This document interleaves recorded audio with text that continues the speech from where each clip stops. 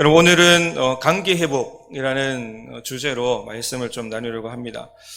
우리가 살아가면서 관계를 누군가는 또 맺고, 또 관계를 맺지 않고 살아가기란 참 불가능한 그러한 삶을 살아가고 있죠.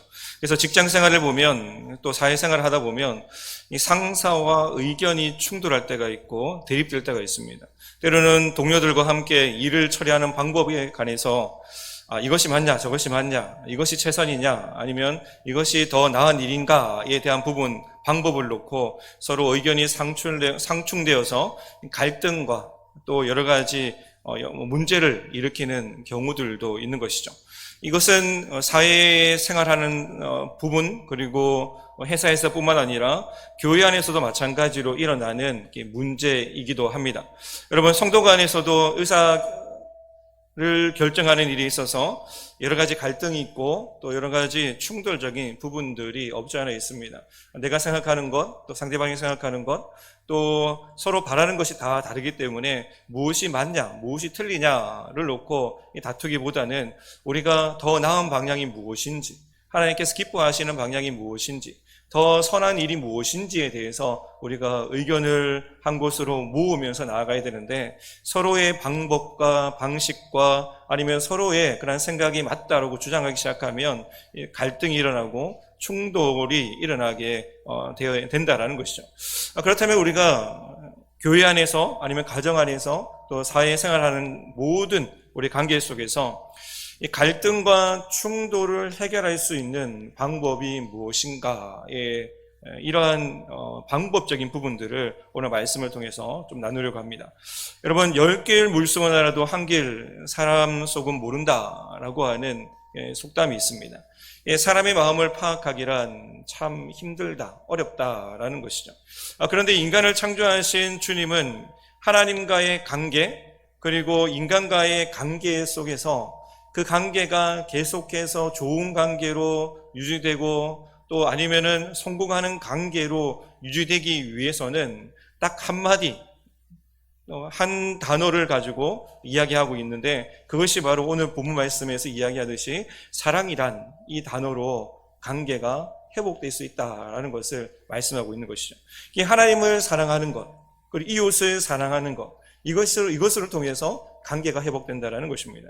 오늘 말씀을 다시 한 번 더 제가 읽어드리면, 내 마음을 다하고 목숨을 다하고 뜻을 다하고 힘을 다하여 주 너희 하나님을 사랑하라 하신 것이요, 둘째는 이것이니 내 이웃을 내 자신과 같이 사랑하라 하신 것이라, 이보다 더 큰 계명이 없느니라 라고 말씀하고 있습니다.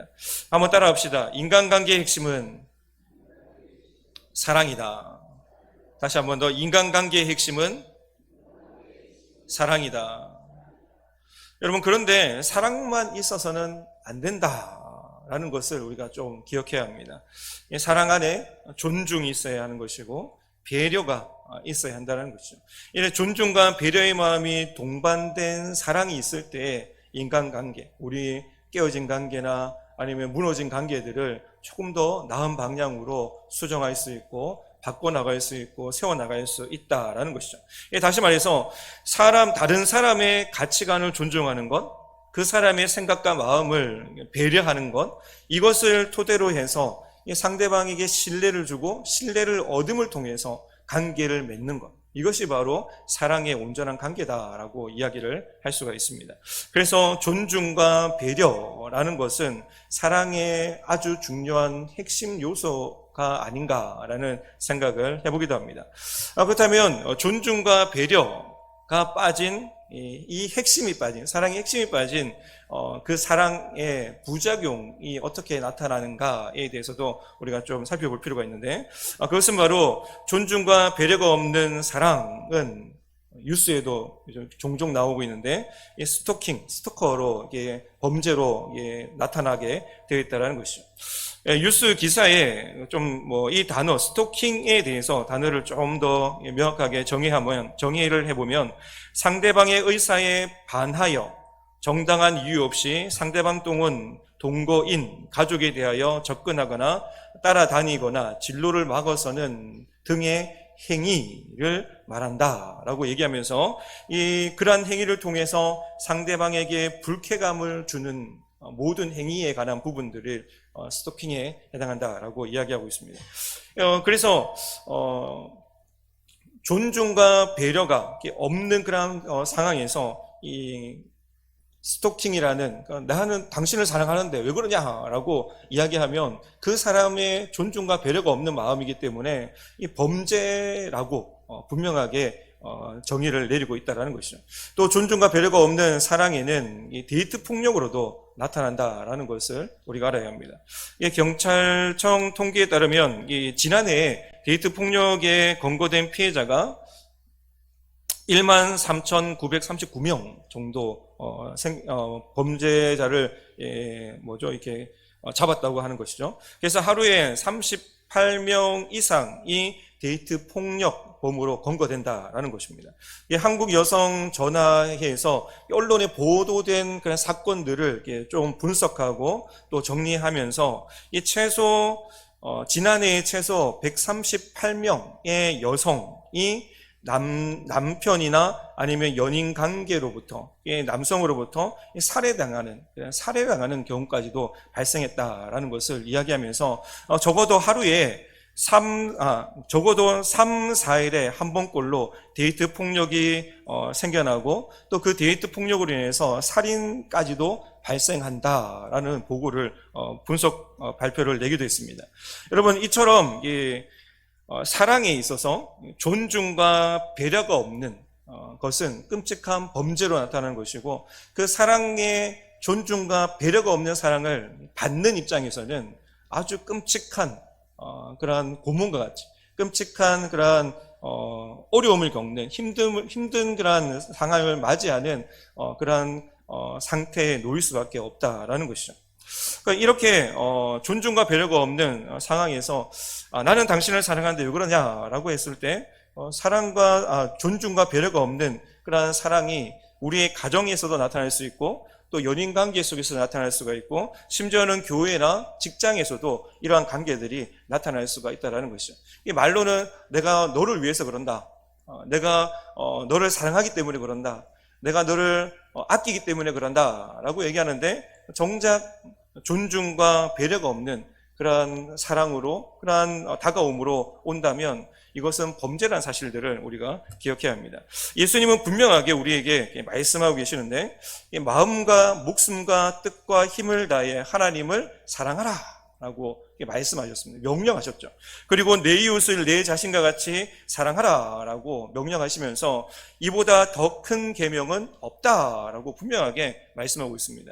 여러분, 무엇입니까? 하나님께서 우리에게 명령하신 계명 중에 큰 계명, 10계명 중에 그 계명을 2가지 계명으로 요약해서 이것이 큰 계명이다라고 말씀하셨는데, 그것이 바로 하나님 사랑, 이웃 사랑에 대한 부분들을 너희가 반드시 지켜 행해야 할 큰 계명이다라고 말씀하고 있는 것이죠. 성도 여러분, 이 말을 조금 더 이해하기 쉽게 좀 풀어서 설명을 하면, 하나님을 사랑하는 성도, 하나님을 사랑하는 그 사랑에 대해서는 나에게 가장 값진 것을 하나님 앞에 아낌없이 드릴 수 있는 사랑을 하는 사람, 그것이 나에게 하나밖에 없는, 절대로 포기할 수 없고 또 내려놓을 수 없는 것이라 할지라도 믿음으로 하나님 앞에 드리겠습니다. 왜냐하면 내가 하나님을 사랑하기 때문입니다 라고 말하면서 자기 목숨을 다하고 뜻을 다하고 힘을 다하여 하나님을 사랑하는 것, 하나님께서는 그것을 우리에게 요구하고 계신다라는 것이죠. 여러분, 이러한 사랑의 예로 성경에서 아브라함의 예를 우리가 들 수가 있는데, 아브라함이 하나님의 명령으로 100세에 얻은 아들, 아주 귀한 아들 하나밖에 없는 그 이삭을 나에게 번제물로 바쳐라 라고 명령하셨죠. 그런데 아브라함은 그 모든 것을 다 내려놓고 믿음으로 사랑하는 그 아들 이삭을 하나님 앞에 바침을 통해서 이제야 네가 나를 사랑하는 줄 내가 알았다. 실질적으로는 하나님께서 그 아브라함 이삭을 바치도록 그냥 내버려 두신 것이 아니라, 바치려고 할 때 멈춰라 라고 말씀하셨고, 또 미리 준비된 그런 순장으로 번제로, 제사로 드리게 하신 것을 우리가 다 알고 있는 것이죠. 아브라함은 이 아들 이삭을 생각할 때 그 마음이 어땠을까를 한번 생각해 보시기 바랍니다. 아브라함은 그 아들 이삭을 생각할 때 자기 마음의 전부였다라는 것이죠. 이 마음의 전부였다는 것은 이 자기 중심이었다는 거예요. 중심. 내가 정말 아끼고 사랑하는 내 마음의 중심, 내 마음 가운데 가장 중심에 있는 내가 사랑할 수밖에 없는 아들이 바로 이삭이었다라는 것을 이야기하는 것입니다. 그리고 목숨을 다해서 사랑하고 내 생명보다 귀한 존재, 아주 소중한 존재가 바로 이삭인데, 내 마음의 중심이 되고 내 생명보다 목숨보다 귀중한 그 아들 이삭을 바친다라고 하는 이 믿음의 행위를 주님께서는 그 마음과 중심을 보시고 이제야 네가 나를 사랑하는 줄 알았다 라고 말씀하시는데, 이것이 바로 아브라함이 마음을 다하고 목숨을 다하고 뜻을 다하고 힘을 다하여 하나님을 사랑하라 라고 하는 이 명령, 이 말씀의 순종한 모습을 통해서 하나님께서 기뻐하셨다라는 것을 우리가 알 수가 있는 것입니다. 여러분, 창세기 22장 12절 말씀 보시면 사자가 이르시되 그 아이에게 내 손을 대지 말라, 그에게 아무 일도 하지 말라, 내가 내 아들 내 독자까지도 내게 아끼지 아니하였으니 내가 이제야 내가 하나님을 경외하는 줄 아노라 라고, 그렇게 하나님 앞에 칭찬받고 인정받으며 그래 네가 나 사랑하는지 안다, 이제 됐다 라고 합격 이렇게 주시는 것입니다. 또 한 가지 예는 어떤 가난한 가부가 가난한 중에서 자기가 가지고 있는 생활비 전부를 하나님 앞에 드리는 것처럼, 이 하나님을 사랑한다라는 것은 자기의 전부를 드리는 것이라고 또 우리가 이야기를 할 수가 있습니다. 또 다른 그런 예로 한 여자가 매우 귀한 향유 옥합을 가지고 나와서 식사하시는 예수님의 머리에 쏟아붓고 바를 수 있는 그런 상황들 가운데 그 값진 그 향유 옥합을 모두 다 부어드린 것처럼 너의 소중한 모든 것을 아낌없이 하나님 앞에 부어드리는 그 사랑, 부어드릴 수 있는 그 마음, 주님께서는 그러한 마음에서 나오는 그 사랑을 우리에게 원하시고 있다라는 것이죠. 이것이 바로 힘을 다하여 목숨을 다하여 이렇게 하나님 앞에 뜻을 다하여서 마음을 다하여서 하나님을 사랑하라 라고 하신 이 뜻에 부합한 사랑의 예로 우리에게 말씀을 하고 있는 것입니다.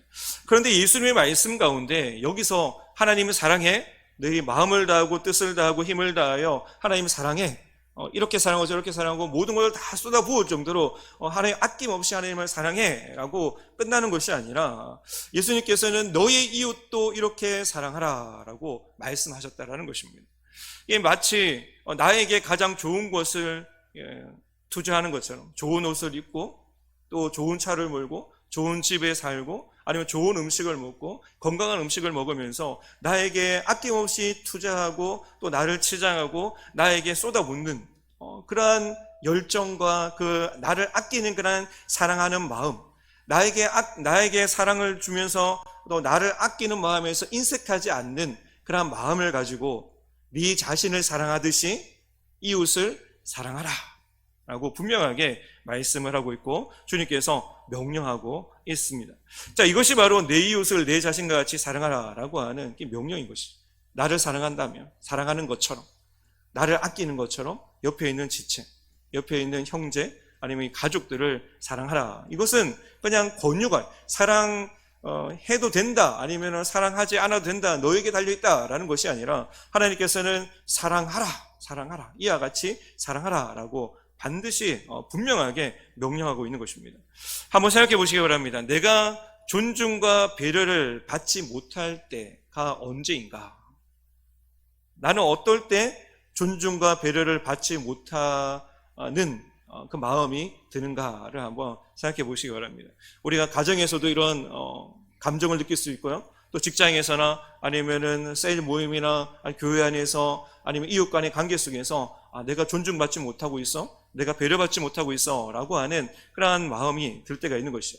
그런데 주로 이러한 배려 그리고 존중을 받지 못하는 느낌을 받을 때 살펴보면 상대방의 말투에서 존중과 배려를 받지 못할 때가 많이 있다는 것이죠.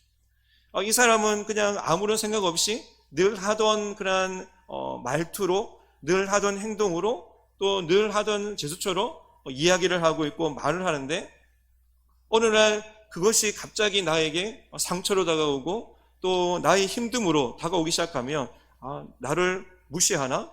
나를 배려하지 않나? 라고 하는 생각들이 들게 되어 있다는 것입니다.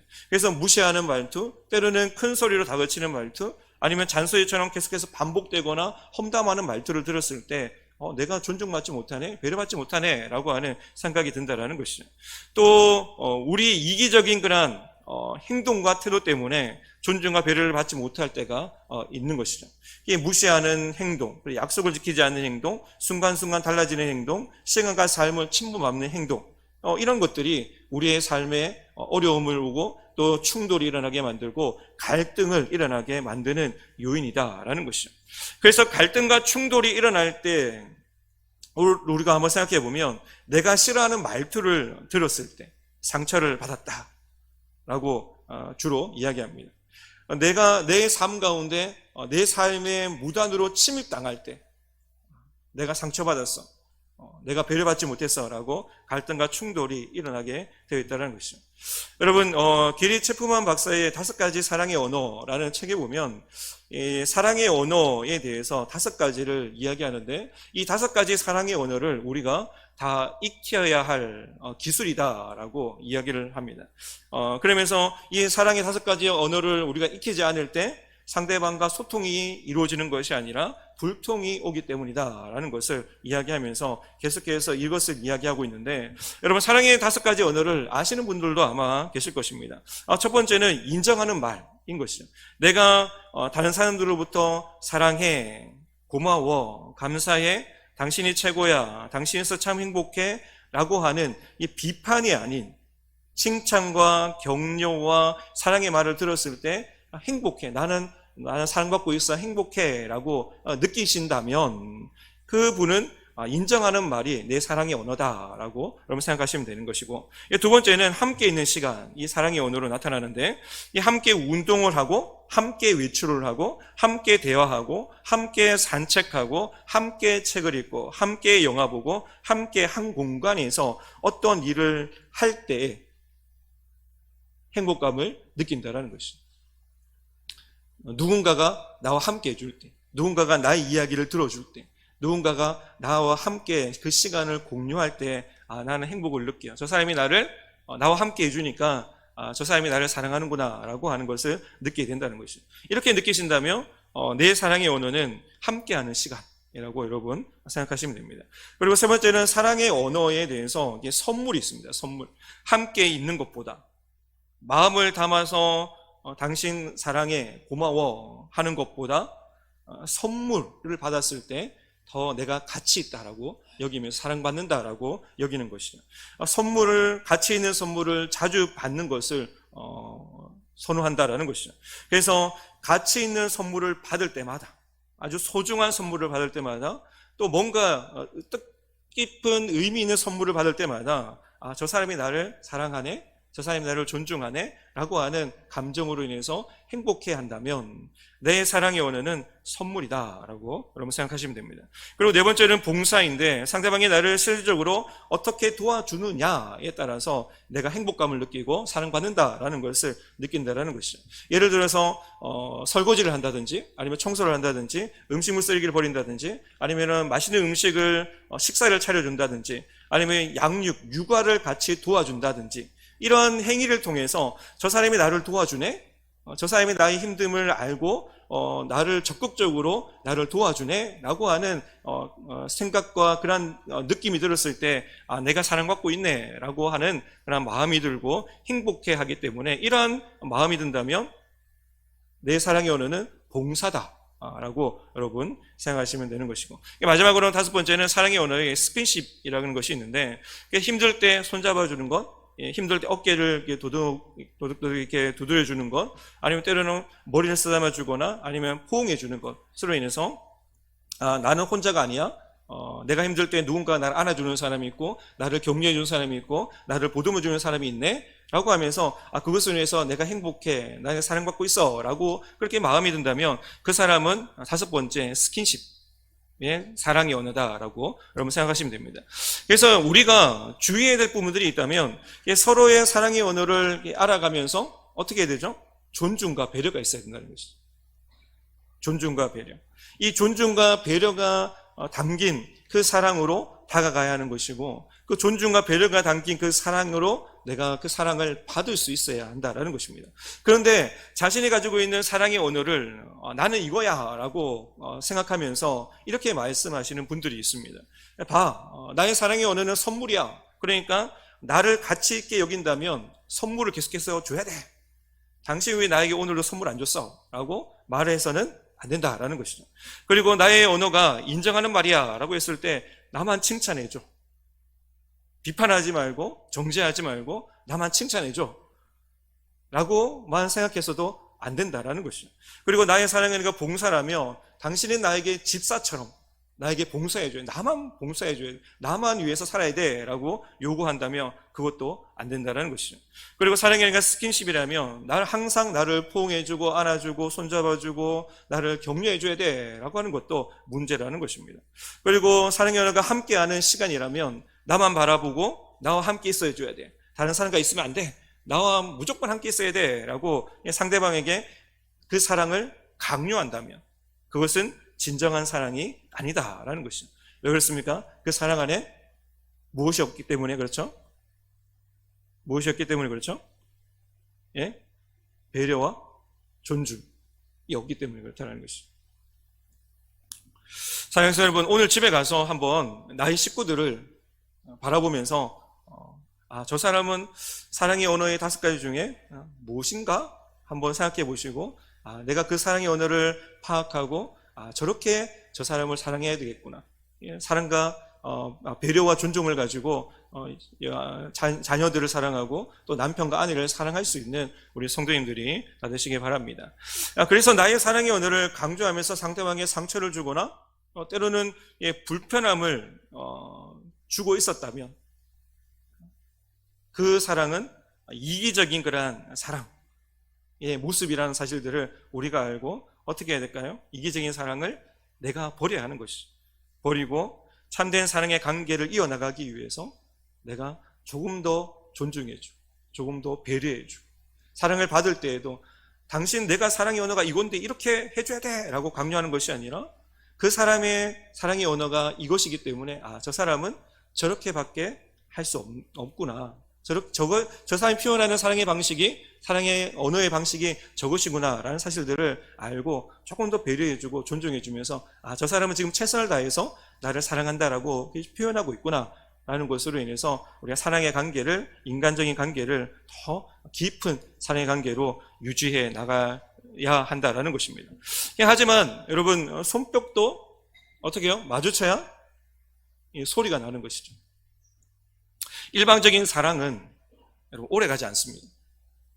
그리고 더 견고한 관계로 발전되지 않는다라는 것이죠. 우리의 삶에 나의 마음을 힘들게 하는 사람이 분명히 있습니다. 일반적으로 그 사람만을 만나면 어려운 그런 감정이 나에게 주어질 때가 있죠. 나와 무엇이 맞지 않아서 때로는 생각이 맞지 않아서 저 사람과 함께 있는 것이 참 힘들다 어렵다. 내가 사랑해줘야 되는데 그 사랑해주는 것도 참 쉽지 않다라고 여길 수밖에 없는 그런 사람들이 반드시 우리 주변에 우리 가족 가운데 누군가는 있다라는 것이죠. 여러분 지금 그 사람을 한번 떠올려 보시기 바랍니다.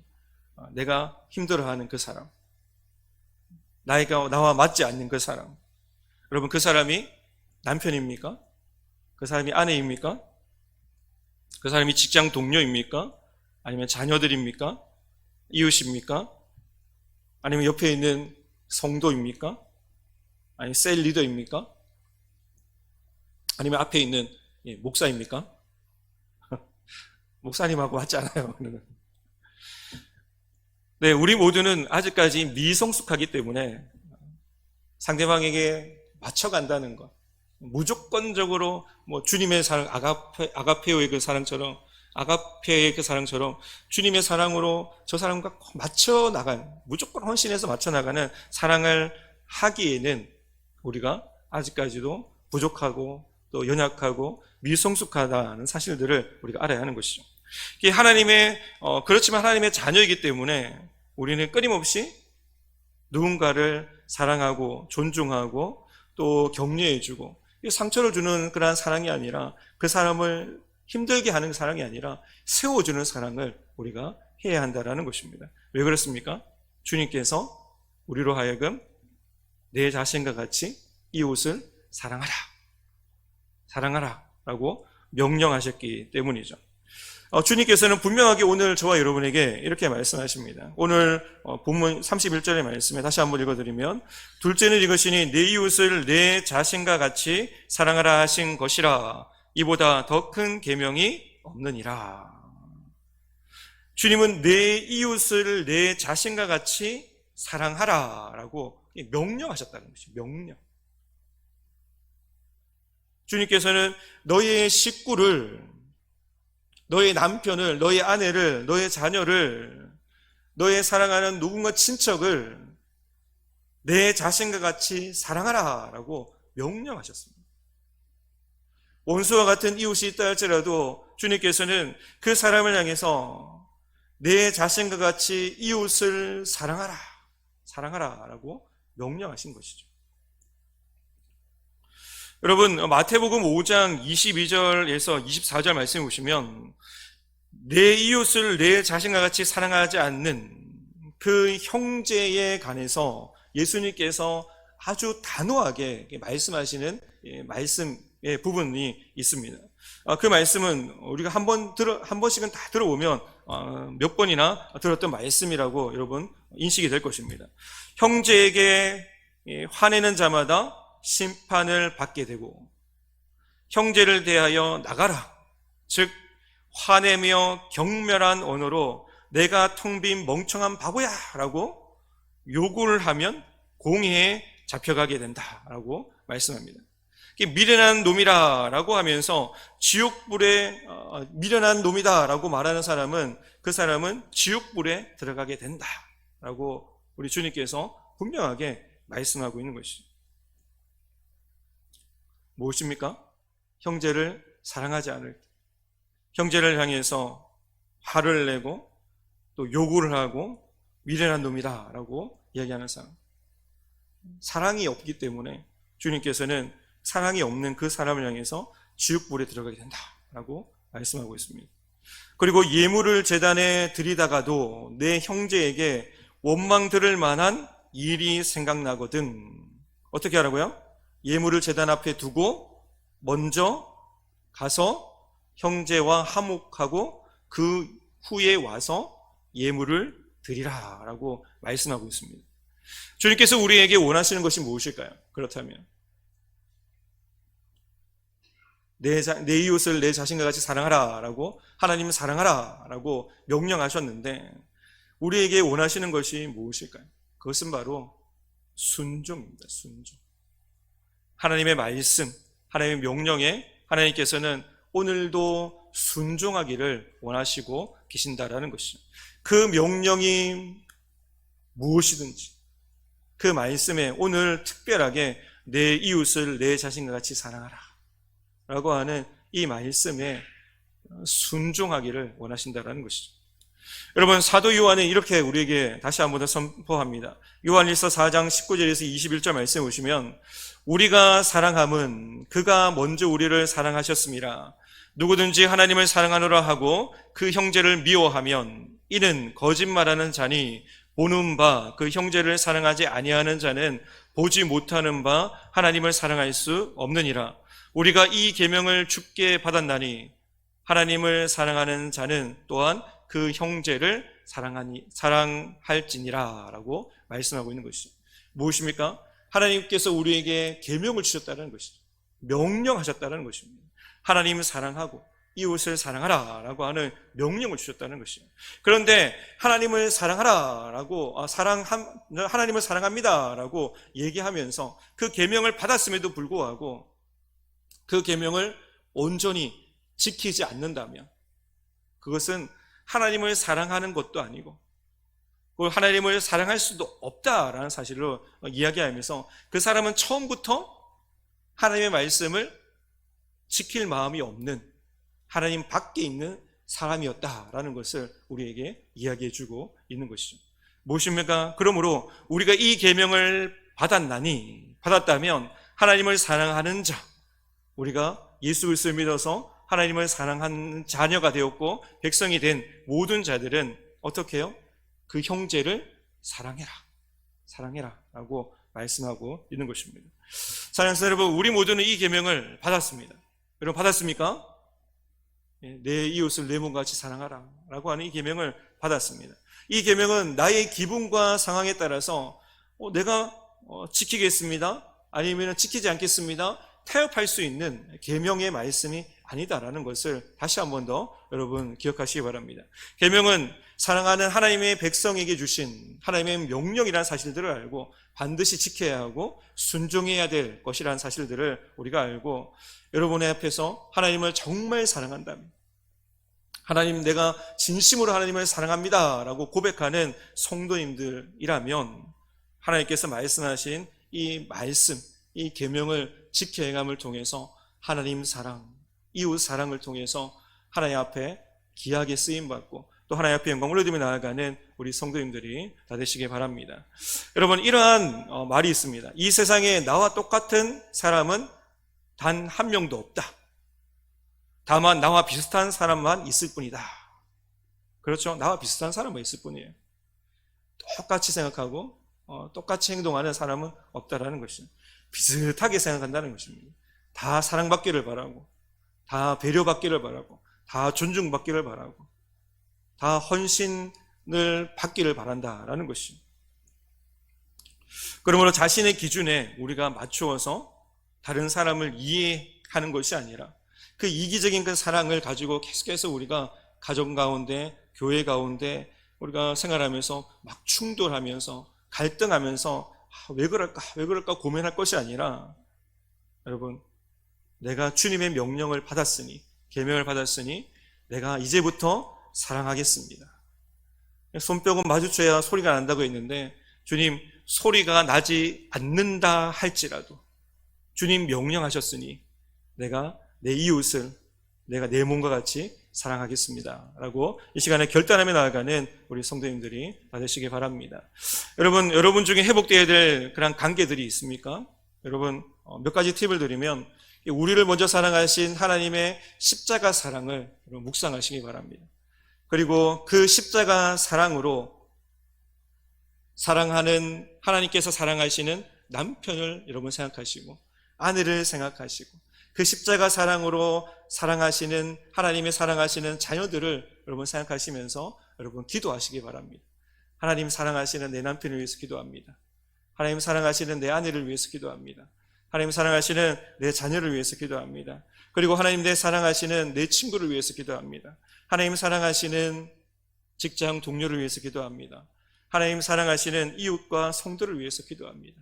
하나님 죽기까지 사랑하신 그 한 영혼, 그 사랑으로 내가 기도하기 원합니다 라고 여러분 기도하는 성도님들이 되시기 바랍니다. 우리가 십자가의 사랑으로, 주님의 사랑으로 품고 기도할 때 우리의 가족이, 이웃이 하나님께서 모든 끊어진 관계, 무너진 관계를 하나님께서 반드시 회복시켜 주신다라는 그 약속의 말씀을 우리가 믿고 나아가는 성도님들이 되시기 바랍니다. 그리고 베드로전서 4장 11절 말씀에 관계 회복의 팁을 제가 다시 한번 세 가지만 드리며 마치도록 하겠습니다. 첫 번째 팁은, 어떤 말을 할 때 하나님이 말씀하시는 것 같이 하시기 바랍니다. 내 감정, 내 말이 아니라, 내 생각의 말이 아니라 하나님께서 이 상황 가운데서 어떻게 말씀하실까라고 하는 그 하나님께서 말씀하시는 그 말투로, 그 감정으로 말씀하시고 이야기하시고, 두 번째 팁은 가정과 교회와 직장에서 봉사하려면 내 힘이 아니라 하나님이 공급해 주시는 힘과 능력으로 여러분 하시기 바라고, 또 세 번째 팁은 범사의 예수 그리스도 안에서 하나님의 영광을 받으시도록, 하나님의 영광을 받으시도록 여러분 가정에서 섬기시고 사랑하시고 교회 안에서 사역하시고 또 하나님의 영광을 드러내며 나아가는 우리 성도님들이 되시기 바랍니다. 여러분, 다시 한번 더 오늘 본문 말씀 읽고 기도하고 찬양하고 기도하고 마치도록 하겠습니다. 오늘 본문 말씀 다시 한번 더 읽어보도록 하겠습니다. 자, 시작. 내 마음을 다하고 목숨을 다하고 뜻을 다하고 힘을 다하여 주 너의 하나님을 사랑하라 하신 것이요, 둘째는 이것이니 내 이웃을 내 자신과 같이 사랑하라 하신 것이라. 이보다 더 큰 계명이 없느니라. 아멘. 바라기는 주님 안에서 무너진, 깨어진 그런 관계들이 다시 회복되기를 바라고, 또 그리고 그 관계의 회복이 됨을 통해서 많은 사람을 옳은 대로 인도하는 축복의 통로, 복음의 통로로 하나님 앞에 귀하게 쓰임받는 우리 성도님들이 다 되시기 바랍니다.